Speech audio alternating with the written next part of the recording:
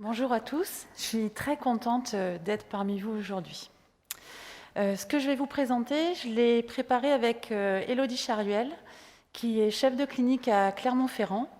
Et les outils d'aide à la décision, c'est l'objet de sa thèse d'université. Je n'ai pas de lien d'intérêt avec cette présentation, mais en 2017, j'ai travaillé sur un projet sur l'hypercholestérolémie familiale qui était porté par Sanofi. Et en 2017 aussi, grosse année, j'ai participé à un colloque sur la prévention des AVC avec Boehringer. Mais ça, c'était avant que je rentre complètement dans le projet REB Décide avec Rémi. On est dans l'EBM, la médecine fondée sur les preuves. Ça, c'est le premier cercle, les données. C'est Rémi quand il était petit. Ça, c'est l'expertise du médecin. On en a parlé, c'est vous. Et ça, c'est les préférences et les valeurs du patient ou de la patiente.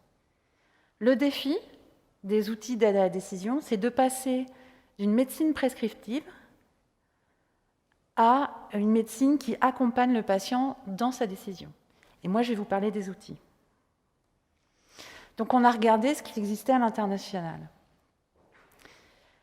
Le premier outil dont je voulais vous parler, c'est nos amis belges, c'est Minerva.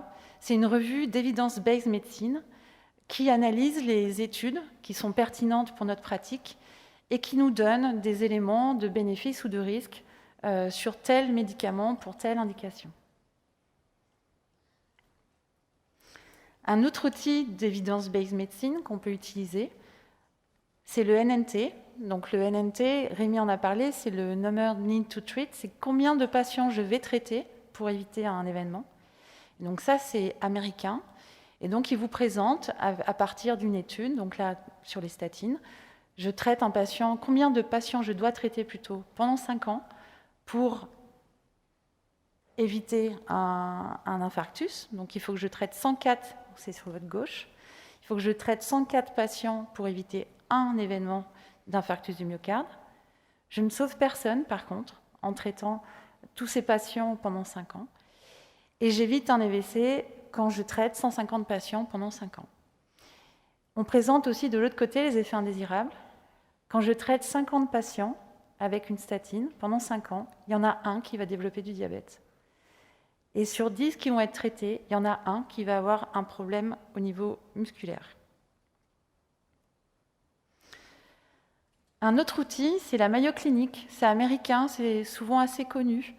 Ils ne font pas que les statines, mais on l'utilise souvent dans les statines. Et ça ressemble à ce que vous a montré Rémi. Sur votre gauche, donc c'est un hôpital américain en fait qui a développé ça. Sur votre gauche, vous avez l'évaluation du risque cardiovasculaire pour donc un risque d'infarctus chez 100 patients.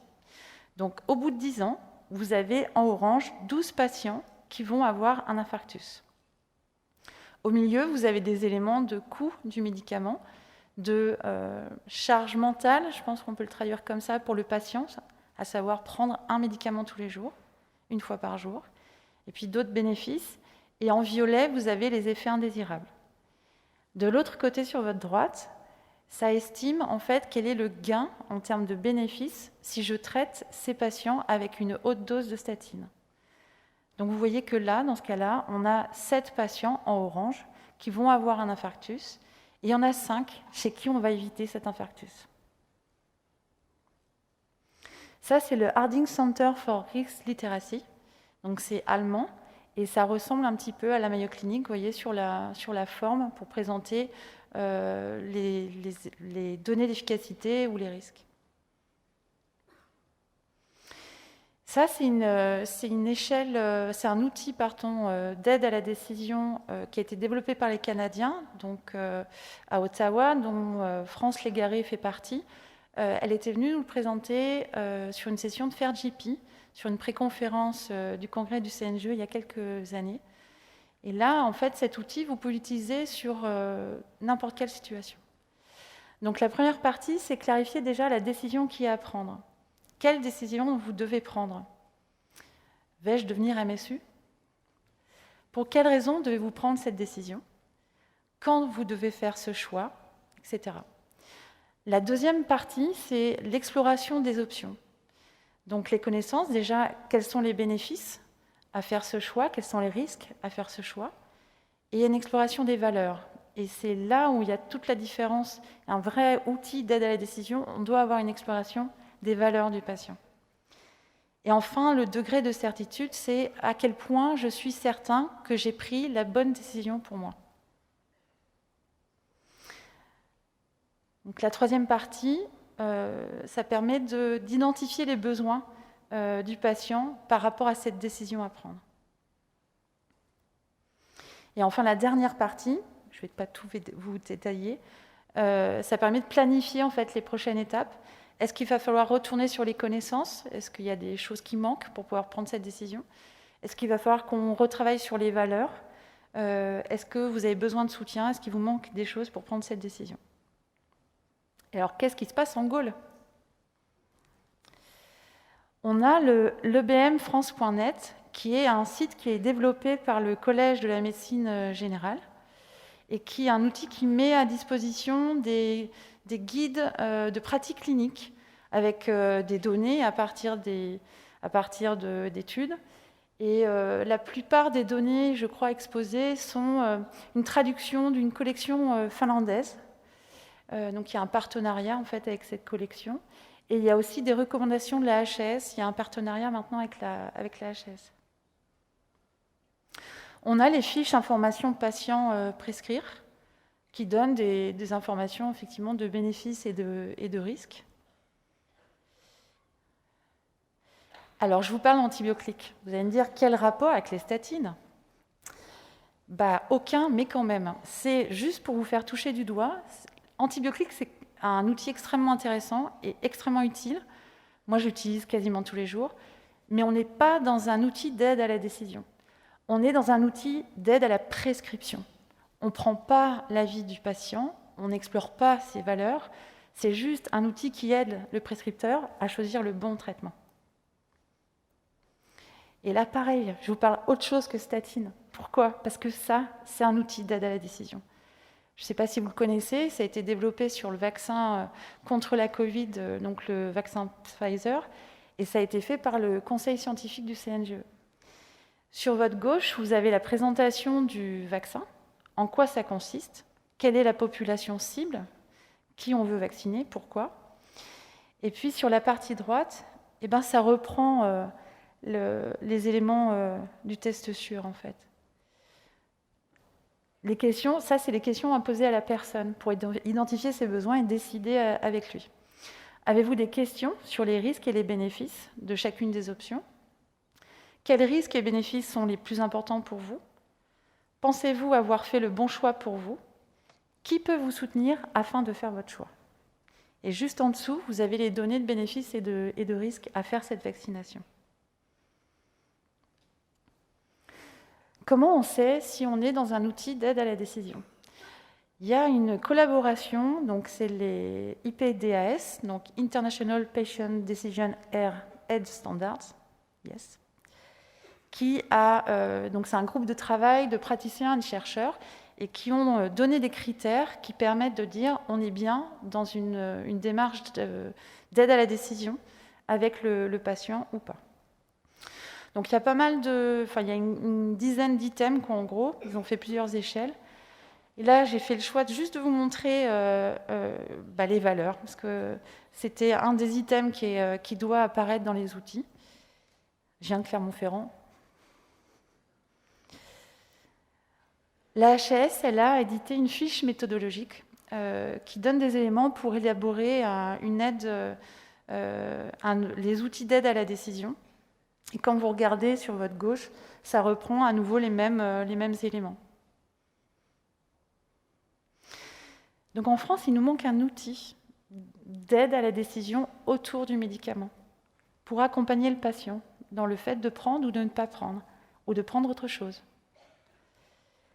Là, je vais vous présenter le projet Décide. Donc c'est le projet qu'on porte en Aura. Et donc, on veut valider en soins primaires un outil d'aide à la décision autour du médicament. Donc, c'est un outil d'aide à la décision médicale et pharmaceutique partagée à destination des médecins généralistes, des pharmaciens d'officine et des patients. La première partie, donc c'est la partie conception, qu'on va démarrer là, en janvier, par une méthode de consensus pour créer l'outil avec un groupe de médecins généralistes, des pharmaciens d'officine et des patients. Et puis après, on va mettre en situation cet outil avec des vignettes auprès de vrais patients et de généralistes et de pharmaciens d'officine pour voir ce qu'on doit modifier, ce qu'on doit apporter en plus. On fera un retour en arrière en méthode de consensus pour valider ces changements-là. Et puis le second temps, ça va être l'étude d'évaluation, l'étude d'impact en vie réelle sur la région Aura. Donc il y a Grenoble, Saint-Étienne, Lyon et Clermont-Ferrand, où on va demander pour chaque département de médecine générale de recruter 6 médecins généralistes, 6 pharmaciens d'officine, qui eux-mêmes recruteront 6 patients. On est dans l'approche EBM. Rémi vous en a parlé, les données, on a besoin de données basées sur des preuves de bonne qualité sur les médicaments. Et ça, c'est le projet REB. Et le projet REB, en fait, va venir nourrir l'outil DECIDE. L'idée, c'est que c'est bien beau, on fait des revues de la littérature avec Rémi, mais il faut pouvoir rendre disponibles, en fait, ces données auprès des patients et auprès des prescripteurs ou des dispensateurs quand c'est des médicaments qui n'ont pas besoin de prescription.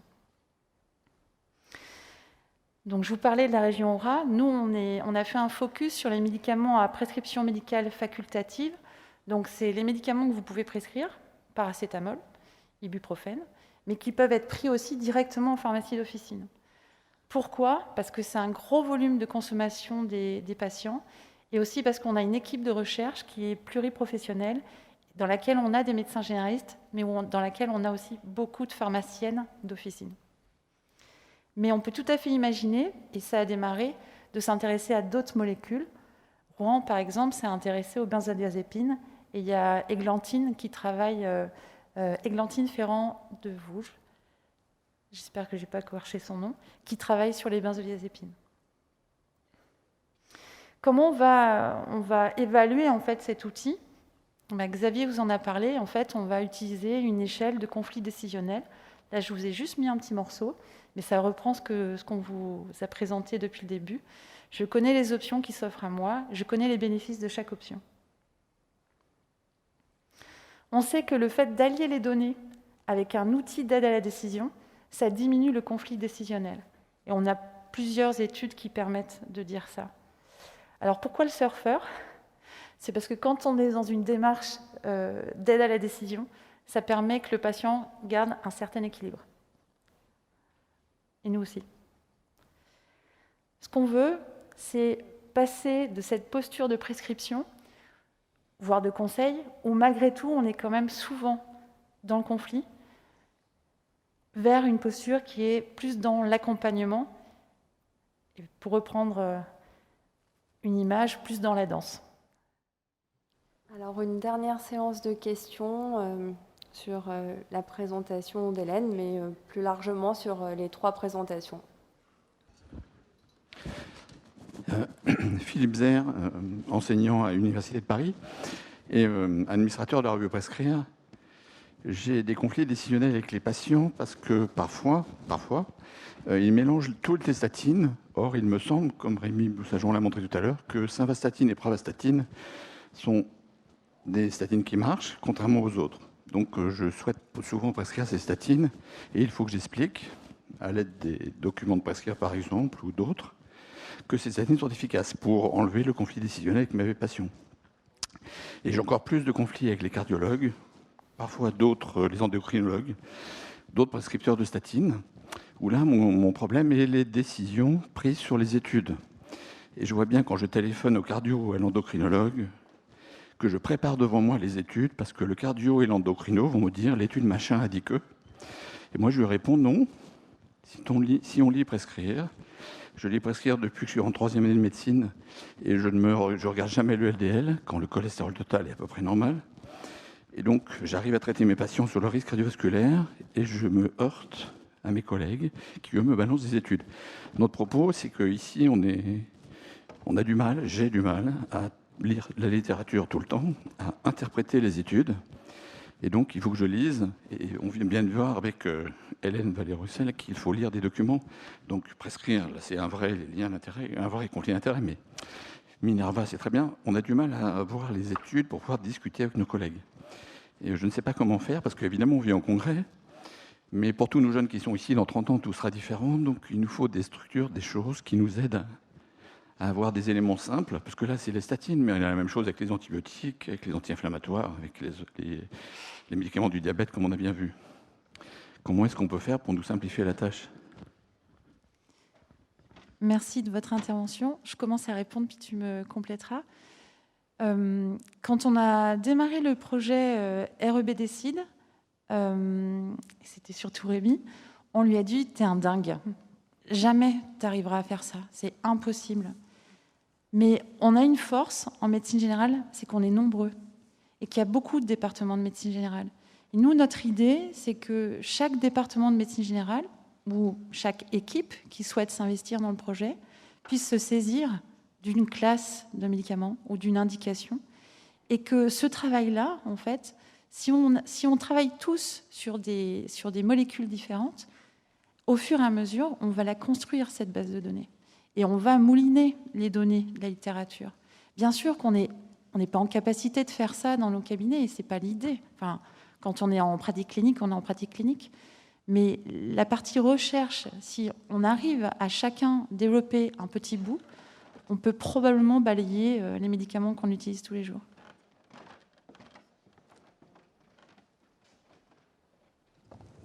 Moi, j'ai une question de Philippe à Rémi, en fait. MECARD, l'étude de la torvastatine en prévention primaire diabète, c'est une bonne étude quand même. Il y a la Synva, il y a la Prava, MECARD. C'est pas une bonne étude, Rémi ? Je ne sais pas pourquoi vous dites qu'il y a que la simvastatine et la pravastatine. Il y a la rosuvastatine 10 mg dans HOPE3. Alors bien sûr, on peut discuter des failles méthodologiques, des problèmes, du sponsor. On peut toujours discuter, c'est sûr. Hein. Mais la torvastatine dans CARDS a été concluante. Voilà, c'est chez les diabétiques. Donc en fait, chez les diabétiques, on a l'habitude de dire que la torvastatine à 10 mg a un intérêt. Et voilà, c'est le seul intérêt qu'elle a, c'est chez les diabétiques, parce que c'est là qu'elle a été démontrée, là que son efficacité est démontrée. Il y a quand même un effet, même si on favorise deux statines particulières, la simvastatine et la pravastatine, pour des raisons tout à fait valables. Les autres ne semblent pas totalement dénuées d'effet. Je n'irai pas jusqu'à dire qu'elles n'ont aucun intérêt. Mais bon, après, quitte à en choisir, autant choisir celles qui ont démontré le plus solidement des bénéfices. La simvastatine. Je rajoute qu'en secondaire, il n'y a que Synva Prava qui a l'AMM, aucune autre. Oui, l'AMM, oui, bien sûr. Ouais. Il y a ça aussi à respecter, voilà, tout à fait. De toute façon, il y a trop de statines à prescrire. C'est des MeToo, hein, comme on dit. Restons-en à des choses simples. Utilisez-en une que vous connaissez bien, et ça suffit. Une qui a démontré. Cherchez pas à les connaître toutes. Et après, si je réponds à ta question. Tu as répondu, merci. Non, je voulais pointer du doigt le caractère normatif qui peut être opposé au caractère de décision partagée et qui peut faire naître du conflit décisionnel. Si j'ai un patient qui est diabétique, qui a vu le cardio, qui lui a dit la torvastatine, même si les deux autres ont la meilleure balance bénéfice-risque, étant donné qu'elle est validée en prévention primaire, que l'étude n'est pas mauvaise, je ne vais pas non plus faire naître du conflit du fait d'une sorte de norme où je dirais Synva, Prava, point, quoi. Voilà. C'est en tout cas pas moi. Voilà. Bonjour, Jean-Nicolas Ledoux à Grenoble. Je vous remercie, je trouve ça très éclairant, puis ça me donne pas mal d'idées, de grains à moudre pour les enseignements ou les GEP que je peux animer.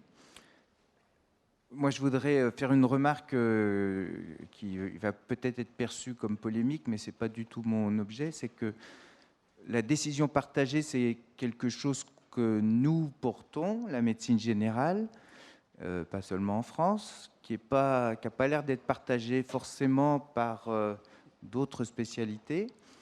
Et je voudrais donner 2 exemples que je vis quotidiennement. Il y en a un qui concerne les vaccinations. Et bon, actuellement, il y a la fameuse vaccination pour le Covid, mais il y a les vaccinations. Hein. Et puis, les décisions de traitement en oncologie. C'est pour moi, moi je suis dans un conflit chaque fois qu'un de mes patients qui présente un cancer, la décision de traiter est prise dans une RCP dont je suis informé 3 semaines après, à laquelle je n'ai pas été invité à donner mon point de vue et le patient non plus. Enfin voilà, je vous demande pas de réponse là-dessus, mais je voudrais souligner les limites actuelles de ce modèle qu'on essaye de porter pourtant depuis longtemps. Et puis concernant les vaccinations, on a bien vu qu'il y a des moments où la puissance publique s'empare d'un thème et met une obligation qui va résoudre le conflit. En tout cas, pour les vaccinations des enfants, ça a résolu pour la grande majorité des médecins les discussions très longues qu'on avait. Enfin, c'est ce que j'ai constaté chez moi, mais avec les collègues aussi. Et par contre, concernant le vaccin Covid, ça n'a pas résolu le problème des conflits, quoi. Voilà. Merci beaucoup pour toutes vos interventions. Merci aussi de cette remarque. C'est vrai que la décision partagée, c'est une posture, moi j'ai envie de qualifier d'humaniste en fait. Philosophiquement, en fait, c'est dire au patient, mais en fait, il n'y a pas de « il faut ».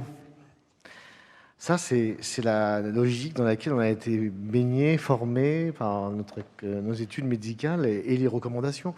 On a l'impression que il faut pas. C'est plus compliqué que ça. Le patient, il peut décider d'un soin. Ça a toujours été comme ça. Dans toutes les situations, il a le droit.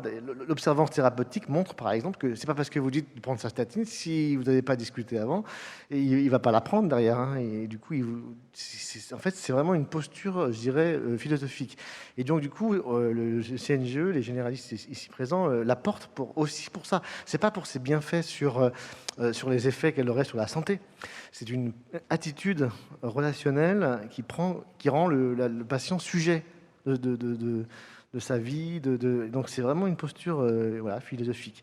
Et c'est vrai que les spécialistes, pas tous, hein, bon, mais c'est vrai que cette culture de « il faut », c'est comme ça, elle est très prégnante dans notre culture et dans nos confrères. Mais ça vient de plus en plus. Je pense qu'il faut quand même espérer que, sinon on la porte en tout cas, ça va aussi faire tache d'huile. La loi Kouchner l'a posée et l'HAS en 2013 l'a aussi posée. Donc on a aussi on avance. Voilà. Et pour les vaccins, je vais laisser Xavier répondre ou Hélène, si vous avez des... Non, moi, je voulais juste faire une remarque sur l'oncologie. Moi, j'ai exactement le même problème que toi.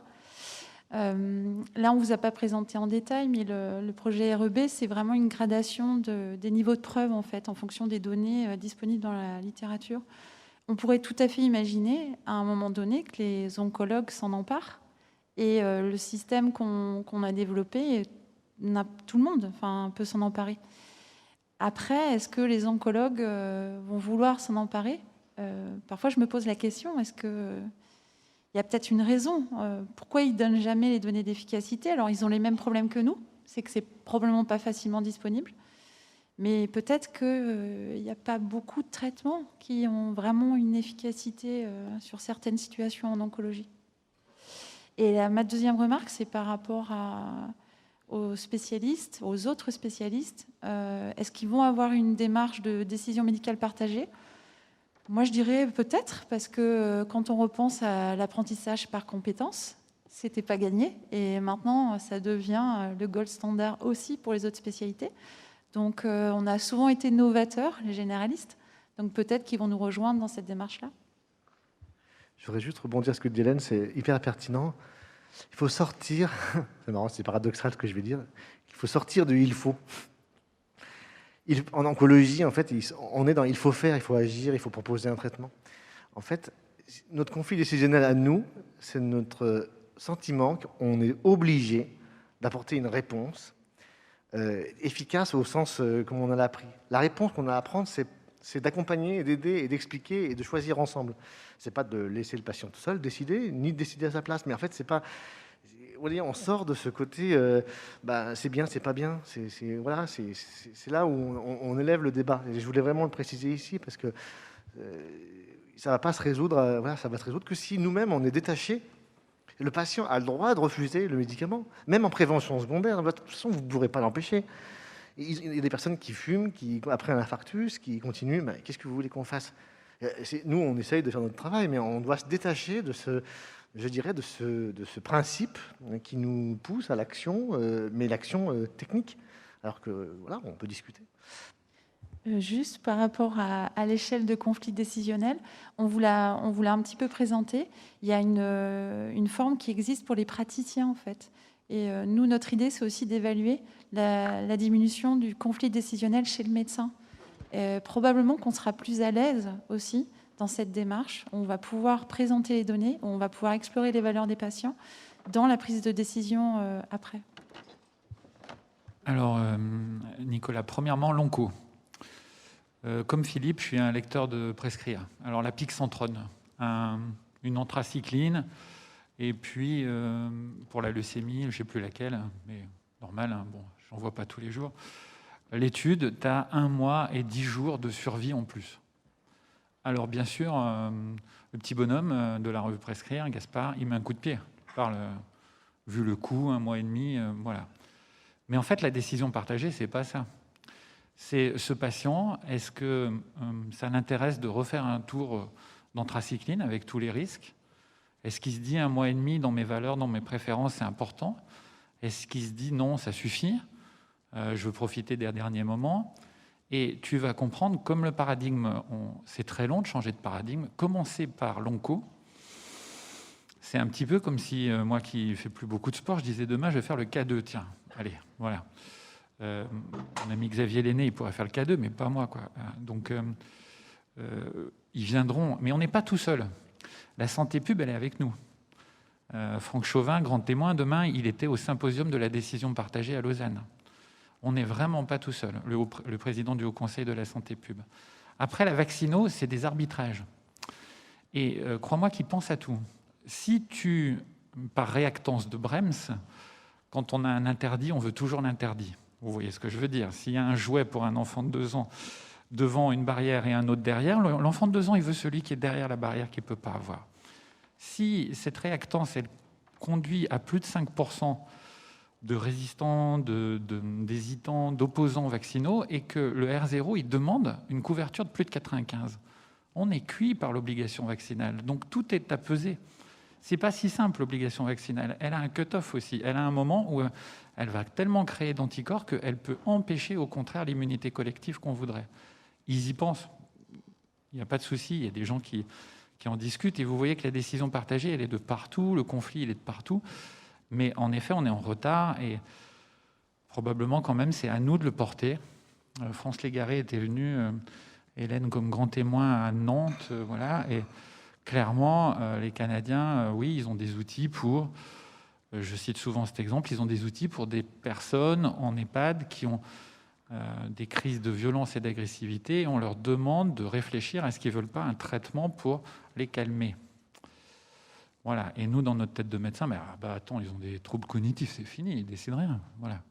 Donc, on a du boulot, c'est une philosophie, mais on va y arriver. C'est juste un changement de paradigme qui prend 15-20 ans, quoi. Voilà. Il y avait 2 questions. Je vous laisse applaudir. Mais il y avait 2 mains qui se sont levées tout à l'heure, et ça sera les 2 dernières questions. Oui, c'est les 2 mains que j'avais vues. Enfin, en tout cas. Marc Bonny, médecin généraliste, enseignant à Amiens, vieux lecteur de prescrire aussi, en effet. Il y a une dimension dans ce conflit décisionnel qui est celui du conflit décisionnel du médecin. Et j'entendais attention où il faut, et en effet, quand on enlève le il faut, on rentre dans le doute. Et dans ma difficulté de gérer mes conflits décisionnels, si on revient au cholestérol, le doute est important. plusieurs doutes, le doute vis-à-vis du patient. Est-ce que je ne lui mets pas un doute dans la tête qu'il n'a pas à avoir? D'autant plus que mon propre doute, c'est que finalement, d'un seul coup, on change des règles du jeu, et moi, je n'ai pas eu le temps de le voir, d'autant que je ne reçois plus l'industrie pharmaceutique, et tout à coup, je me retrouve à découvrir qu'en effet, il y a une nouvelle échelle de décision pour mettre ou non une statine, et qu'il y a une échelle au niveau de l'utilisation des statines qui n'est pas celle que je connaissais, où les seuls deux qui me paraissaient raisonnables étaient la Prava et la Synva, en effet, mais aujourd'hui, où on vous sort des superbes tableaux où il faudrait utiliser la rosuvastatine en première intention. Donc, je me retrouve coincé avec mes propres doutes de mon expert, et souvent, pas grand-chose pour aller les récupérer, hormis revenir sur des études plutôt anciennes. Et c'est vrai que là, il y a une vraie difficulté à tenir une information pour pas créer du doute qui n'aurait pas raison d'être. Javier ? Voilà, c'est exactement ce que je vous disais. Créer du doute, eh bien, ça rend humain. C'est-à-dire que vous rendez l'autre... En fait, il y a deux attitudes. Soit on est dans la vérité et on essaye d'approcher la vérité, et du coup, qui est accompagné de doutes, parce qu'on n'est jamais sûr, et du coup, on rentre dans une relation, dans un accompagnement, on rend la personne sujet de sa vie, où on sait ce qui est bon et on agit de façon algorithmique. Et moi, j'ai envie de vous dire ici, ce sera peut-être un des derniers mots de la plénière, mais que la médecine générale, à mon avis, va évoluer vers deux types. Il y a un combat qui est en cours, il y a deux chemins possibles. Soit on rentre dans une médecine algorithmique qui consiste à dire tel patient, tel protocole, telle statine, et c'est fini. Il n'y a pas de décision, il n'y a pas de... Voilà, c'est un chemin qui est en train d'être pris, qui ne date pas d'hier, mais voilà, on a vraiment cette tentation-là. Ou soit on rentre dans la complexité et dans le doute et dans les questionnements et dans la vraie vie et dans le vrai sujet. Et en fait, il y a un vrai challenge, il y a un vrai enjeu de la médecine. Et je crois qu'on ne fait pas 10 ans d'études pour appliquer un algorithme. On fait 10 ans d'études pour justement gérer cette complexité. C'est compliqué, c'est les probabilités. Mais si nous, on ne le fait pas, eh bien, je peux vous dire que la médecine va disparaître parce qu'on va être remplacé. Il n'y a pas besoin de faire 10 ans d'études pour prescrire une statine si on n'est pas dans cette relation. Voilà, c'est ce que je voulais vous dire.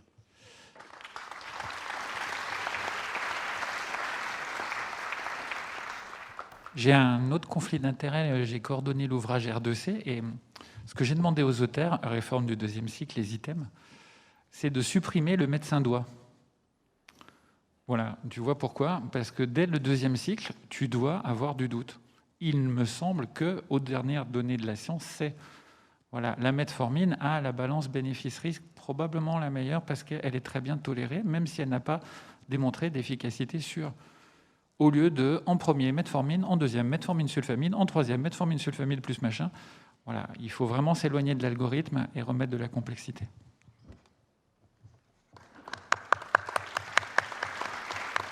Alors, une dernière question. Bonjour, Sophie Sarrazin, je suis médecin en Haute-Garonne. En fait, vous avez commencé à répondre partiellement à la réflexion que je me faisais. Alors, merci beaucoup pour ces présentations passionnantes, mais qui sont aussi un peu perturbantes parce qu'en fait, moi, en tant que jeune médecin, c'est vrai que dans tout ce qu'on nous a enseigné là, dans les 9 dernières années, on a une vision très centrée aussi sur les cibles, l'HbA1c, l'exploration des anomalies lipidiques, etc. Et finalement, la vision que vous nous présentez, nous, aujourd'hui, elle remet complètement en question tout ça. Et de la même manière que faire une EAL une fois par an, ça peut rassurer un patient, nous, on développe aussi et on acquiert des comportements en consultation qui peuvent nous rassurer en tant que médecins et qui peuvent asseoir un petit peu nos décisions, etc. Et je me questionne un petit peu sur le manque de partage de la vision que vous nous avez partagée aujourd'hui dans l'enseignement facultaire, à la fois auprès des internes, mais aussi auprès des externes, et notamment dès le deuxième cycle. Voilà, c'était mon questionnement.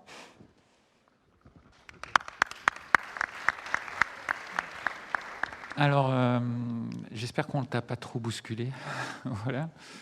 L'ombrelle des connaissances est douce et protectrice, c'est Deleuze, un sociologue.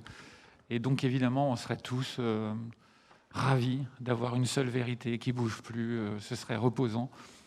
Et en fait, plus on apprend tôt que c'est pas ça, mieux on le vit. Tu as complètement raison. C'est bien pour ça qu'on est ravis d'être associés à la réforme du deuxième cycle et que malgré notre charge de travail à tous, les maîtres de stage, on va recevoir des externes et leur dire attends, tu sais quoi, l'HbA1c, j'ai des trucs à te dire. Attends, tu sais quoi, les statines, j'ai des trucs à te dire. Voilà, merci.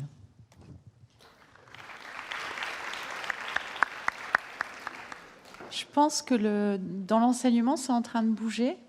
À Clermont-Ferrand, on fait un atelier qui s'appelle Prévention 2 et qui parle que de ça, en fait, la décision médicale partagée. Donc, je pense que les choses bougent et que ça va être enseigné, que c'est déjà enseigné et que ça va se développer en réalité. Et moi, je pense que les maîtres de stage universitaires ici présents, qui écoutent ça depuis 10 ans, parce que le CNGE communique sur ça depuis 10 ans environ, sur ce problème, c'est le même message. Et je crois que c'est vraiment aux maîtres de stage universitaires d'être c'est aussi de montrer comment vous travaillez vous, comment vous avancez aussi avec ces questionnements. C'est vous qui formez le mieux les internes, enfin vous accompagnez les internes dans leur formation. Donc on compte sur vous. Vous avez les commandes. Notamment avec les externes. Merci, merci Hélène, merci Rémi, merci Xavier, merci à toutes et à tous pour ces échanges riches et bonne poursuite du congrès sans conflit.